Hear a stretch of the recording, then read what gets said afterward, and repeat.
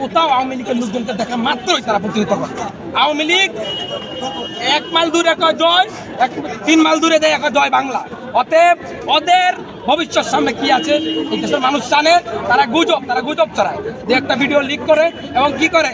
আমি গতকালকে দেখেছি তাদের এই রাজপ্রাসাদ দখল করার জন্য অস্থির। তারা এই দেশের মানুষকে চায় না, মানুষকে ভালোবাসে না। তারা ভালোবাসে আগুন সন্ত্রাসকে, তারা ভালোবাসে ভারতকে। তারা থাকবে দিল্লি, বাংলাদেশে তাদের কোনো ঠিকানা নয়। দেশপ্রেমিক কারে কয়? যে দেশকে ভালোবাসে। এই দেশের কোনো নিরাপত্তা, বাংলাদেশের কোনো নিরাপত্তা সেভ নাই, সব ভারতের হাতে তুলে দিয়েছে এই খুনি হাসিনায়। অতএব তাদের মুখে কোনো মুক্তিযোদ্ধা ব্যবসা মানায় না। তাদেরকে আমরা যেখানেই পাবো সেখানে প্রতিহত করবো। বাংলাদেশের আপমর জনতা সবাইকে বলতে চাই, যেখানে আওয়ামী লীগ পাইবেন সেইখানে তাকে ধরে গণধুলাই দিয়ে পুলিশের কাছে হস্তান্তর করবেন। আমরা 11টা বাজে আমাদের কর্মসূচি ছিল, 11টার দিকে এখানে আসছি। আমরা গতকালকে থেকে সকাল ধরে আমরা ঢাকা বিশ্ববিদ্যালয়ে ছিলাম।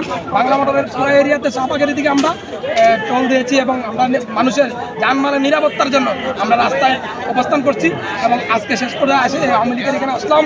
এখানে তারা বলেছিল তারা নাকি আসবে, আমার সাথে মোকাবিলা করবে। তারা ছদ্মবেশে পরিচয় দেয় না, যদিও ভিতরে থাকতে পারে। বলি তোমরা প্রকাশ্যে সামনে আসো, ককটেল মারো, যাই মারো, সমস্যা নাই। এখন আমরা সামনে আসি, যদি তোমাদের বুকের পাটা থাকে আবারও আসো, জুলাইয়ের মতো তোমাদের সাথে আবার খেলবো। আগে তো পুলিশ সামনে পিছিয়ে ছিল, অনেক বড় বড় কথা বলতে খেলা হতো। আমরা সেই শক্তি, যে শক্তি জুলাই বিপ্লবে আপনাদেরকে হটিয়ে দিয়েছি। এবং আমরা সেই শক্তি, যে শক্তি জুলাই বিপ্লব গুলি খাওয়ার পরেও আবার উঠে দাঁড়িয়েছি। অতএব আমাদেরকে কেউ দমিয়ে রাখতে পারবে না। দরকার জীবন দিব, তাও এই দেশকে এই ফেসিবাদ, আওয়ামী লীগের দূষর এবং ভারতপন্থী